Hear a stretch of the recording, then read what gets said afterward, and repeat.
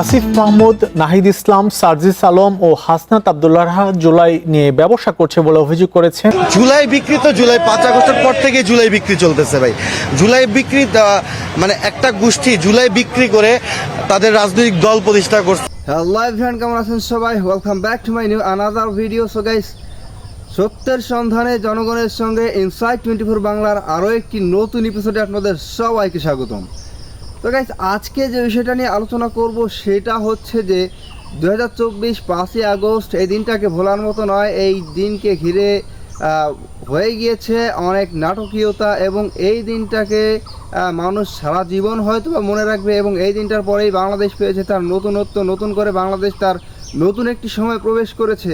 তো যাদের মাধ্যমে বাংলাদেশে এই নতুনত্ব পেল তাদেরকে বাংলাদেশের মানুষ কতটুকু মনে রেখেছে।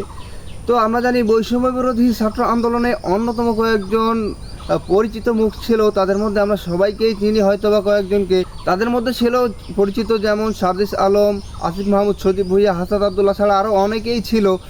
তো এখন তারা মন্ত্রিত্ব, এমপিত্ব অনেক বড় বড় পদ পেয়েছে। তো এখন একটা অভিযোগ হচ্ছে যারা প্রকৃত জুলাই যোদ্ধা, অনেকে নিহত হয়েছে, অনেকে আহত হয়েছে, তারা অভিযোগ করছে যে এরা এমপিত্ব, মন্ত্রিত্ব পেয়ে এরা আমাদেরকে ভুলে গেছে। মূলত যারা জুলাই যোদ্ধা তাদেরকে তারা কোনো গুরুত্ব পাচ্ছে না, তারা কোনো সহযোগিতা পাচ্ছে না। যত সহযোগিতা তারা জুলাই যোদ্ধাদের নিয়ে ব্যবসা করছে এই এমপি মন্ত্রীরা, এবং তারা যে দল গঠন করেছে এনসিপি, জাতীয় নাগরিক পার্টি, এরা জুলাই যোদ্ধাদের সাথে বেইমানি করেছে, এমনটাই বলে মন্তব্য করছেন জুলাই যোদ্ধাদের যে স্বজনেরা আছে তারা। তো ইতিপূর্বেও আমরা দেখেছি যে যখন 2024 সালে জুলাই যখন অনুষ্ঠিত হয়েছিল, জুলাই যে কার্যক্রম, যে ঘটনাটি ঘটেছিল, তারপরে দেখেছি আমরা হসপিটালে এরকম কিছু নিউজও আমাদের সামনে এসেছিল যে তাদের নাকি খোঁজখবর নেওয়া হচ্ছে না, এরকম কিছু সংবাদ আমরা পেয়েছিলাম। তো এখন এই যে অভিযোগটা, এটা কতটুকু সত্য যে জুলাই যোদ্ধাদের সাথে বেইমানি করা হচ্ছে, জুলাই যোদ্ধাদের নিয়ে ব্যবসা করা হচ্ছে? সো গাইস, কথা না বেরিয়ে চলে যাবো আমরা সরাসরি স্ক্রিনে এবং বিস্তারিত থাকছে সম্পূর্ণ ভিডিও জুড়ে। আসিফ মাহমুদ, নাহিদ ইসলাম, সার্জিস আলম ও হাসনাত আব্দুল্লাহ জুলাই নিয়ে ব্যবসা করছে বলে অভিযোগ করেছেন আমরা জুলাই যোদ্ধা ও শহীদ পরিবার ব্যানারে আসা শহীদ আর আহতদের স্বজনেরা। সকালে জাতীয় সংসদ ভবনের সামনে এক মানববন্ধনে তারা অভিযোগ করেন এমপিত্ব আর মন্ত্রিত্ব পেয়ে প্রকৃত জুলাই যোদ্ধাদের ভুলে গেছে কথিত জুলাই নেতারা। এ সময় তারা দ্রুত জুলাই সনদ বাস্তবায়নের দাবি জানান। নাহিদ, আসিফরা অন্তর্বর্তী সরকারের ক্ষমতায় থেকে জুলাই সনদ বাস্তবায়ন না করে ভোগ বিলাসিতায় ব্যস্ত ছিল বলেও অভিযোগ করেন তারা। কথিত জুলাই নেতাদের কথায় আর কেউ রাজপথে নামবে না বলেও জানান তারা। জাতীয় নাগরিক পার্টি এনসিপি জুলাই যোদ্ধা ও আহতদের সঙ্গে বেইমানি করেছে উল্লেখ করে বক্তারা বলেন দলটির নেতারা জুলাই চেতনা নিয়ে ব্যবসা করছে। আজকে আমাদের এখানে মূল আশা হলো, আপনারা গত 2-3 দিন ধরে জানেন ব্যাপারটা, যে গতকালকে শাহবাগে জুলাই যোদ্ধা নামে একটা গ্রুপ মানে অনশনে বসছে জুলাই সনদ পুরা বাস্তবায়নের জন্য, বা তারা একটা মব সৃষ্টি করার চেষ্টা করতেছে বর্তমান গভর্নমেন্টের বিরুদ্ধে। তো এই মবের পিছনে কারা আছে আমরা কিন্তু জানি, ব্যাপারগুলো খুব স্পষ্ট। কারা এগুলো ইন্ধন দিচ্ছে, কারা অর্থ যোগান দিচ্ছে, বা কারা মানে এই মবগুলো সৃষ্টি বা এই আন্দোলনগুলো তৈরি করার জন্য চেষ্টা করতেছে, আমরা সবই জানি।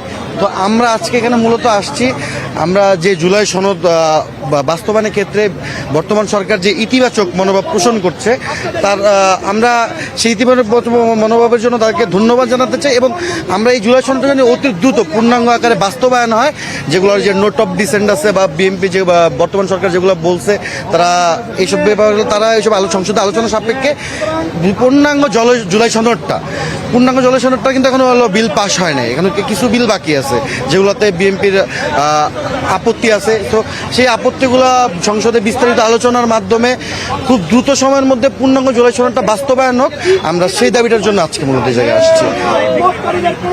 জুলাই বিক্রি তো জুলাই 5 আগস্টের পর থেকে জুলাই বিক্রি চলতেছে ভাই। জুলাই বিক্রি মানে একটা গোষ্ঠী জুলাই বিক্রি করে তাদের রাজনৈতিক দল প্রতিষ্ঠা করছে। তারা যারা আগে মেসে থাকতো তারা এখন বড় আলিশান বাড়ি নিয়ে থাকে, তাদের যারা আগে লোকাল বাসে চলতো, তারা এখন প্রাইভেট কার ছাড়া বা ব্যক্তিগত গাড়ি ছাড়া চলাচল করতে পারে না। জুলাই ব্যবসা তো গত 1.5 বছর চূড়ান্ত পর্যায়ে ছিল, যে যার মতো পেরেছে। তবে একটা গোষ্ঠী বিশেষ করে সবচেয়ে বেশি জুলাই ব্যবসা করেছে। তারা জুলাইকে কুক্ষিগত করে মানে জুলাইটার সাথে তাদের নিজের ব্যক্তিগত সম্পত্তি বানাইতে চাইছে।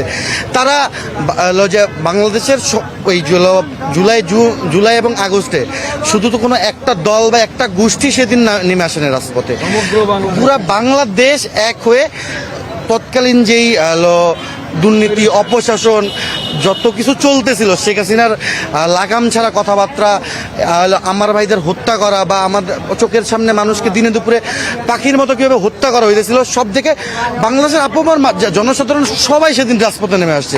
কে সেদিন সমন্বয়ক, কে আন্দোলন ডাক দিয়েছে, এগুলো কিন্তু তখন মুখ্য বিষয় ছিল না। শুধু তখন মুখ্য বিষয় ছিল হাসিনা কীভাবে পলাবে, হাসিনা পলানোর জন্য বা হাসিনাকে বিতাড়িত করার জন্য মানে যা করা লাগবে মানুষ তখন সেটা করতে প্রস্তুত ছিল। সেখানে ব্যাপারটা অনেকেই সমন্বয়কের দায়িত্ব পালন করছে বা সামনের সারিতে এসে ঘোষণাপত্র বা ঘোষণা পাঠ করছে, বাট ঘোষণা পাঠ করে তার কথাতে সেদিন সবাই রাজপথে নেমেছিল এরকম কিন্তু নয়। সেদিন যদি অন্য কেউ সেখানে দাঁড়িয়ে যদি বলতো, সেটা কিন্তু তার ডাকেও নেমে যেত মানুষ।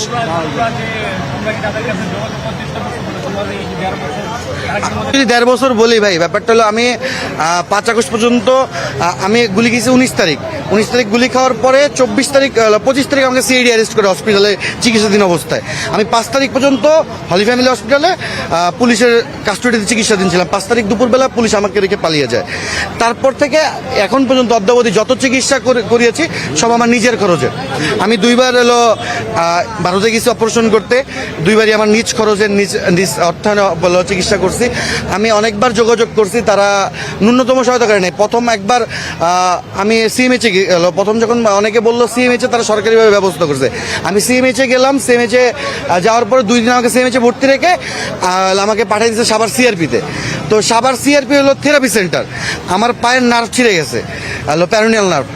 আমার পায়ের গুলি এক পাশে ঢুকে আরেক পাশে হয়েছে, পায়ের নার্ভ ছিঁড়ে গেছে, আমার দরকার ইমার্জেন্সি অপারেশন। তারা আমাকে পাঠিয়েছে থেরাপি সেন্টারে। তাদের সাথে যোগাযোগ করলাম, তারা বললো প্রসিডিউর চলতেছে, হ্যাঁ তেন মানে নানান টালবাহানা। তারপরে এক প্রকার ওখানে চলে আসছি। তারপর আমি মন্ত্রণালয়ে যোগাযোগ করছি, জুলাই ফাউন্ডেশনে যোগাযোগ করছি। তারা কোনোভাবে আমাকে তৎকালীন সহযোগিতা করেন, শুধুমাত্র তাদের মতাদর্শের না হওয়ার কারণে। সেদিন আমি আমার সামনে দেখেছি যারা তাদের মতাদর্শের, যারা থানা ভাঙতে যে 5 আগস্টের বিকালবেলা আহত হয়েছে, তারা মানে মানে এগুলো বলতেছি না, থানা ভাঙতে যে দুপুর বিকালবেলা আহত হয়েছে, তারাও থাইল্যান্ডে যে চিকিৎসা পাইছে বা অনেকে থাইল্যান্ডে হানিমুন করতেও গেছে, আমার কাছে প্রমাণ আছে। বাট আমরা সরকারিভাবে চিকিৎসার ন্যূনতম সহযোগিতাটা পাইনি। আমি জুলাই ফাউন্ডেশনে শুধু মানে ভিসা সহযোগিতা চাচ্ছিলাম তৎকালীন সময়, শুধু ভিসা মানে আমার লিখিত আবেদনও আছে জুলাই ফাউন্ডেশনে, তারা ততটুকু সহযোগিতা আমাদের করেনি। আমি সার্জিস নাই তাদের সাথে যোগাযোগ করার চেষ্টা করছি, বাট আমরা ভিন্ন মতাদর্শের হওয়ার কারণে তারা আমরা ন্যূনতম সহযোগিতা করেনি। তারা তাদের মতাদর্শের বা তাদের যারা পা চাটতে পারছে বা তাদের আশেপাশে যারা ঘুরঘুর করছে, তারা শুধু তাদেরই ব্যবস্থা করছে। তাদের নানাভাবে তাদের নানাভাবে যতটুকু প্রয়োজন তার থেকেও বেশি তাদের জন্য করছে। বাট আমরা যারা ভিন্ন মতাদর্শের ছিলাম বা তাদের মতাদর্শের ছিলাম না, তারা আমাদের ন্যূনতম খোঁজ নেয় নাই। আর আজকে তারা এই যে জুলাই ব্যবসার নামে, এই যে এখন ব্যাপারটা হলো যে তারা বলে মানে কোটা বা মেধা, জুলাই আন্দোলন তো সে থেকে আসছে। আজকে তারা কোটার মাধ্যমে তো এমপি হয়েছে, ওই জুলাই কোটার মাধ্যমে জুলাই বেচে যারা এমপি হয়েছে, তারা ব্যাপারটা হলো যে কোটার বিরুদ্ধে আন্দোলন করে সমন্বয়ের সাথে অনেক বড় বড় কথা বলে। তো কোটার মন্ত্রী বা কোটার এমপি হইয়া সংসদে আইসা এখন ব্যাপারটা হলো যে তারা মানে কোনো মানে বাংলাদেশের বর্ষিয়ান রাজনীতিবিদ থেকে শুরু করে কাউকে তারা কেয়ার করে না। তারা এখন সবাইকে এক পাল্লায় মাপে। তো এই জুলাই ব্যবসা খুব বেশি দিন চলবে না। যারা জুলাই ব্যবসা করে চলতে চাচ্ছে তাদের পতন সুনিশ্চিত। তো গাইস, আপনারা সম্পূর্ণ ভিডিওটি দেখলেন এবং এই ভিডিও সম্পর্কে জুলাই যোদ্ধাদের নিয়ে কি আসলেই ব্যবসা করা হচ্ছে, তাদের কি যথাযথ অধিকার তাদেরকে দেওয়া হচ্ছে না, নাকি জাতীয় নাগরিক পার্টি এনসিপি তারা কি আসলেই বেইমানি করছে জুলাই যোদ্ধাদের সাথে, এই বিষয়ে আপনাদের মূল্যবান মন্তব্য অবশ্যই কমেন্ট বক্সে বলে যাবেন। দেখা হবে আপনাদের সাথে অন্য কোনো ভিডিওতে। ততক্ষণ পর্যন্ত ভালো থাকবেন, সুস্থ থাকবেন। আল্লাহ হাফেজ।